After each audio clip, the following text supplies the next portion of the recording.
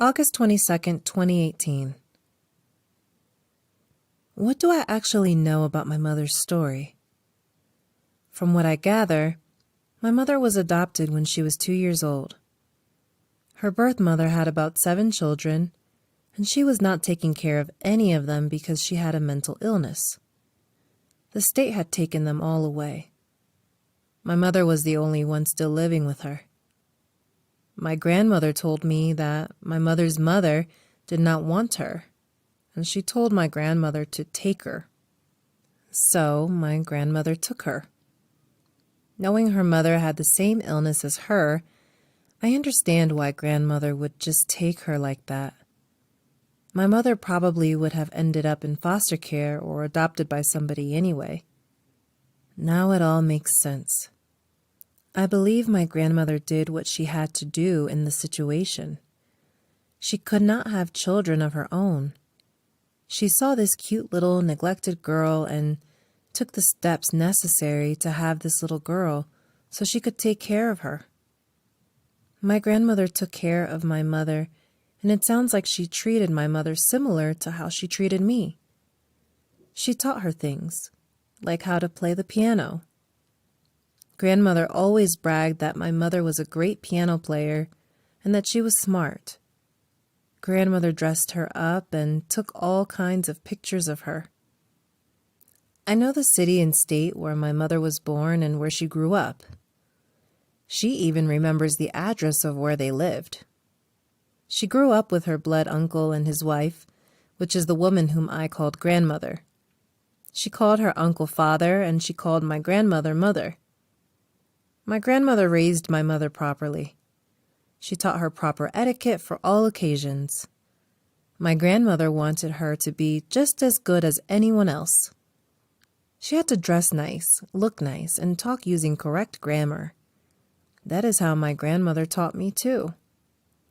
My grandmother raised my mother similar to how she raised me during the times I spent with her. My mother grew up with my grandmother. I did not know any other details about how she grew up, except she was wonderful at playing the piano, and my grandmother raised her to be very prim and proper. After I found my mother, she told me some additional stories about her life. She told me the story of how she met my father, among other stories, which I have shared in the Finding Mother series of books. I do not know at what point she began to display her mental illness, or when my father learned about it. Did he notice it? Had it begun to show itself around the time they first met? I know she was a pretty woman, though, so maybe he could not tell. Maybe it had not manifested during that time. She may have looked so normal back then that he just could not imagine she would have a mental illness and that it could be so serious.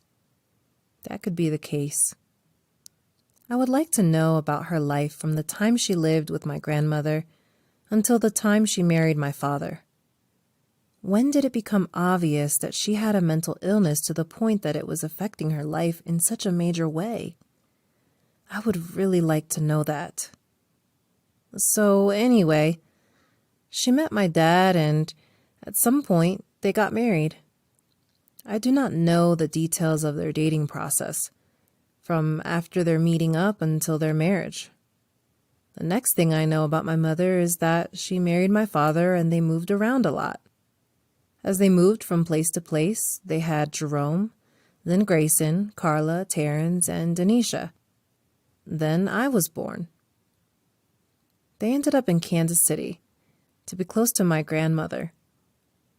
They needed her help because, by that time, my mother's mental illness was adversely affecting the family. Kansas City is where my mother ultimately ran away from, leaving my father to raise 6 children alone.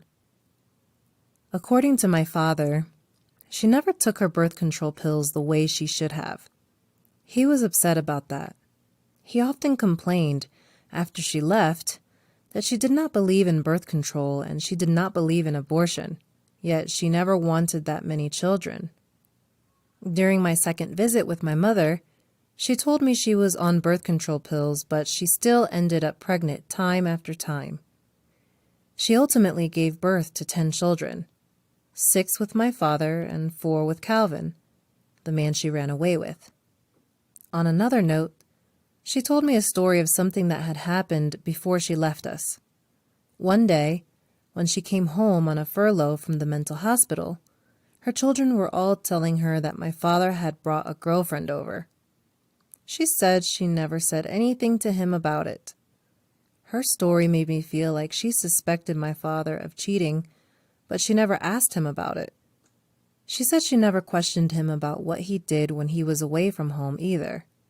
She said she just loved him and that she taught her children to love him too, no matter what. She told me she learned a long time ago that if you looked for trouble, you would find it. Therefore, she never looked for anything bad because he was good to her, so she just appreciated that.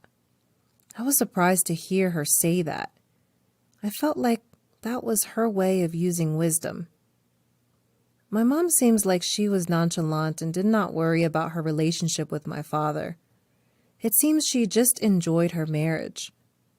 It seems she relished the good part and ignored the bad part. I do not know if that is good or bad, but that is how she dealt with it. Sadly, she ended up losing my father anyway because he put her in a mental hospital and never came back to visit her. I feel disappointed in my father for doing that.